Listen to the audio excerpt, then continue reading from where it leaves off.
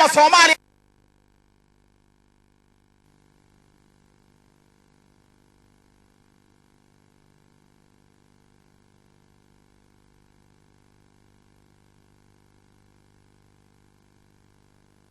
ayuu dhageysanayaan khudbadda waxaynu ka sugi doonaa waqtiga ay gaadho madaxweynuhu inuu maanta inoo duceeyo inuu wixii warbixin inoo siinaya ducadii inoogu daro inuu inoo sheego inaynu duco aad iyo aad u fara badan ayaynu ilaahay weydiisanaynaa madaxweynahana ka suganaa inuu dacweeyo waxaan aad iyo aad u salaamayaa dhammaan dadweynaha isugu yimi halkan oo aan leenahay walaalayaal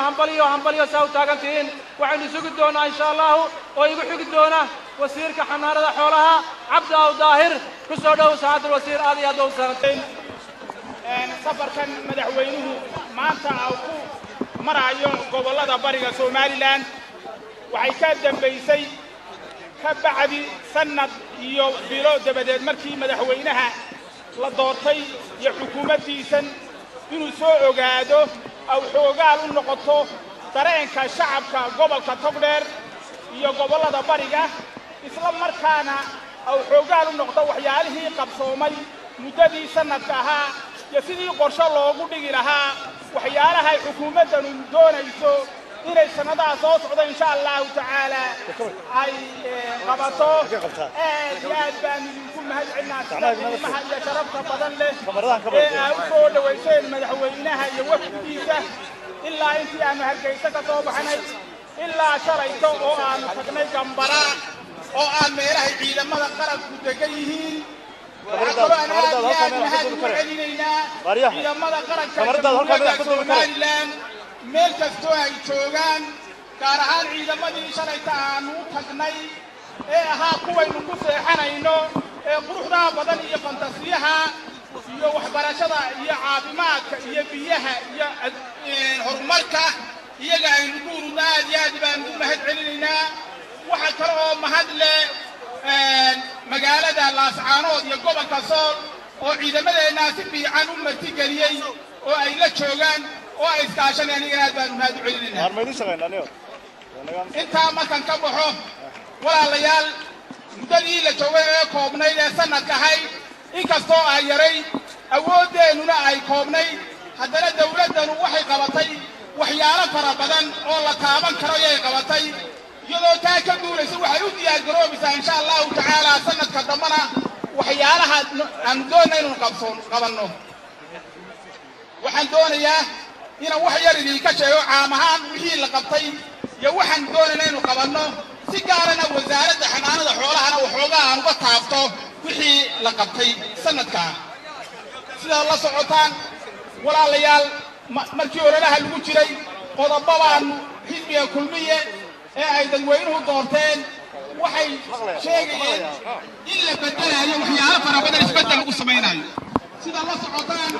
waxaa la bixiyey lacag $2 milyan oo ka badan yaa lacagtii guimbaarka inta la gubay yaa waxaa la keenay lacag Somaliland ah si ay ku baaqayay dawladdanu intii ay doorashada helin oo duco u gaarhay waa la bedelay waxa kale oo la qabtay muddada biriijadii baa la sameeyay Hargeysa la sameeyay waxa la qabtay mushaharkii baa shaqaalihii loo kordhiyay waxa la qabtay mushaharkii baa ciidamadii loo kordhiyay waxa la qabtay siyaasadii arrimaha dibadda oo maalmihii barigii hore meelo fara badan oo aan dawladii hore gaarin oo kamid ah Carabta Shiinaha imikana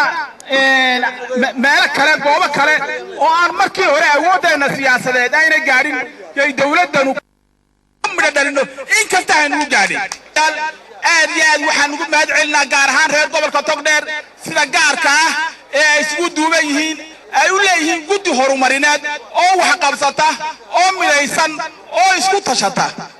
maalintii dhaweyto odayaashu markay noo yimaadeen wadada isku xidha Burco iyo Hargeysa inkastoo dhaqaaleedu badan yahay haddana shacabkeena dawladdeena ummadda Soomaaliland waxaynu u sheegnay haddaynu kulmiyanahay inaynu barnaamijka ummadda ku garanayno oo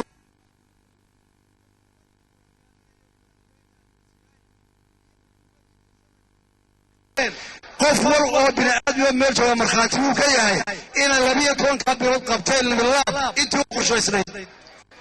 dadweynaha Soomaaliland oo dhan وحمانت لوغا مغايا إن برنامج كاودا هيرغلنا oo inu isku garab taagno si aynu guusha aynu doonayno u gaadhno walaalayaal maanta uma baahan inaynu inagu isku habsaano walaalayaal uma baahan muran dhexdeena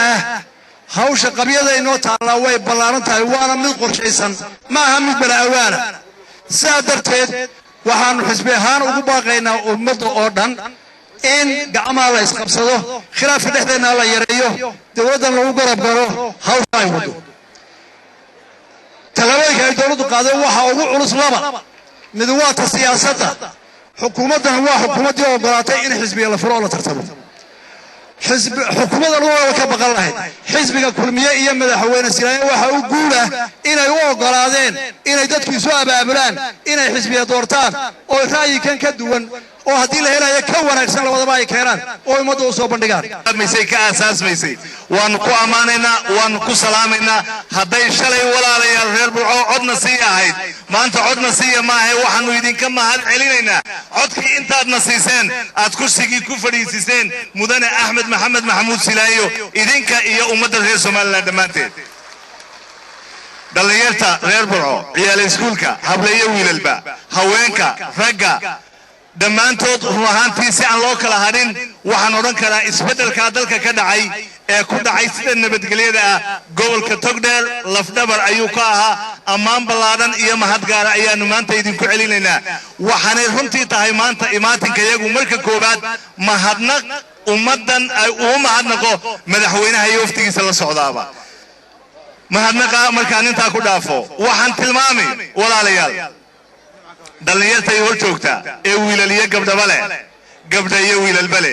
haweenayo ragba leh agagaarkeena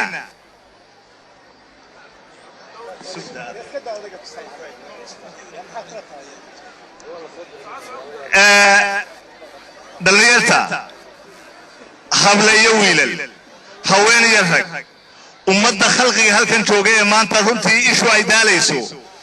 maxaa ummadda inta leeg soo saaray maanta ma xoog baa lagu soo saaray ma hub baa lagu soo saaray ma qori baa lagu soo saaray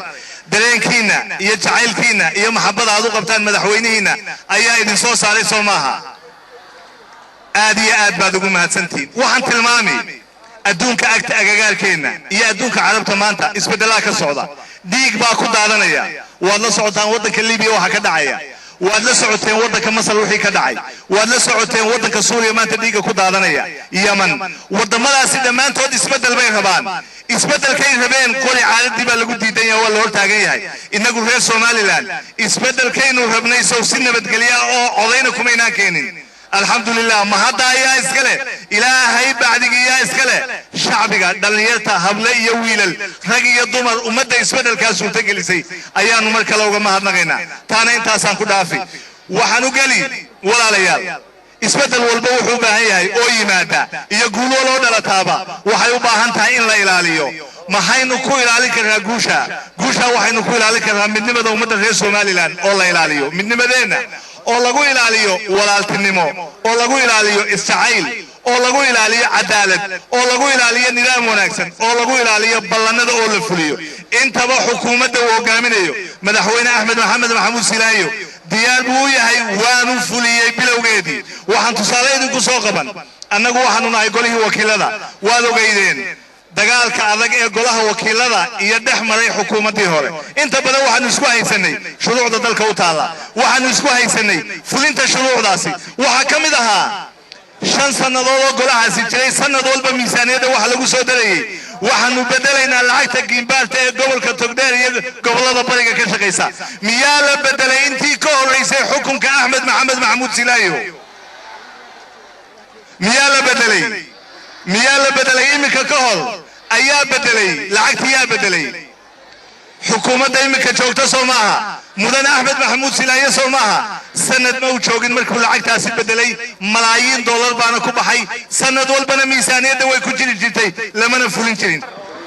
bismillaahir rahmaanir rahiim alxamdulillaahi rabbil caalamiin arrahmaanir rahiim maaliki yawmiddin walaalayaal dadweynaha reer Burco gobolka Togdheer waxaan aad iyo aad idinka mahad celinayaa oo aad idinka mahad celinayaa sida aad noo soo dhaweyseen aniga iyo waftigan ballaaran ee qaranka ka socda ee aanu maanta halkan wada joogno waxaan ogahay inaa saaka ilaa milici taagnaydeen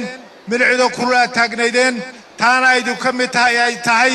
ina wadaniyada aad u qabtaan jacaylka u qabtaan qarannimada jacaylka u qabtaan dawladnimada jacaylka u qabtaan midnimada qaranka iyo ummadda Soomaaliland walaalayaal aad iyo aad baan idinka mahadinaynaa walaaladii iga horeeyay ee halka ka hadlay ee ka mid ahaa dawladda baarlamaanka mas'uuliyiinta iyo xilalka kala duwan hayay ayaa ka warramay waxqabadka dawladda iyo himilooyinka ay leedahay muddadii gaabneed ee aanu joognay ee aanu dawladda xilka haynay inta ay dawladdu qabatay hadday tahay dhinaca horumarka hadday tahay dhinaca tacliinta hadday tahay dhinaca ciidamada mushaar kordhintoodii iyo wixii baahidooda ay qabeen walaalayaal sidaanu ciidamada u dhiirigelinno waxaanu soo wareegnay gobolka Sool baanu ka nimid oo aad iyo aad lagu soo dhaweeyay waxaana farxadna weyn noo ahayd inaanu ciidamada qaranka ee jiida hore ee waddanka daafaca inaanu soo booqano oo u tagno oo u mahadnaqno oo aanu tusno inaanu la soconno oo dhiirigelinayno oo ku faanayno waxqabadkooda iyo xilka ay dalka u hayaan walaalayaal mashaariicda muddadii aanu joognay dalka guud ahaan gobolada inta badan waanu soo marray qaybaha noo hadhan insha Allah ta'ala waanu ku tala jiraa iyagana inaanu dhaqso u soo marro waxa weeye halka kan gobolkan aanu maanta joogno mashaariic fara badan baa laga fulin doonaa oo qorshaha noogu jira insha Allah ta'ala mashaariicda waxa kamid ah ceelal ay inoogu deeqeen gobolada Imaaraadka Carabta inoogu deeqeen oo la dhameystiri doono waxa ka fida iskuulo la fidin doono waxa kamid ah waxyaabo badan oo la qabo dowladda caafimaadka waqtiin wadada u dhaxaysa Burco iyo Hargeysa ballanqaad baanu ka sameynay waftigii ballaadhnaa ee horumarinta reer Togdheer gobolka Togdheer ee noo yimid halka noogu yimid wuxuu Hargeysa noogu yimid ibakana wadadii qaybo kamid ah waanu soo aragnay insha Allah ta'ala iyadana miisaanada soo socota qaybo midaanu ku dari doonaa annagoo hubna meel kasta joogan dadweynaha reer Soomaaliland ee gobolka Togdheer ayaguna gacan ka geysan doonaan bar walbana ka geystaan walaalayaal waxqabad fara badan oo nooc walba leh yaa insha Allah ta'ala muddooyinka inoo soo socda inagoo wada jira aynu wada oo gacmaha isaysana aynu war qaban doonaa waxba kala hadhimayno waxa idin sharxay raggii iga horeeyay mas'uuliyiintii iga horeeyay ayaa idin sharxay mashaariicda aanu doonayno inaanu qabanno iyo hawlaha aanu doonayno inaanu fulino iyo kuwa aanu fulino intaba milci baa taagantiin waxaan mar labaad idinku celinayaa aad iyo aad baan idinku mahadinayaa soo dhaweynta aadna soo dhaweyseen iyo muxuu ahay sharafta iyo sida qiimaha aad mar walba idin dhaqana u xoojisaan nabadgelyada wada jirka iyo qarannimada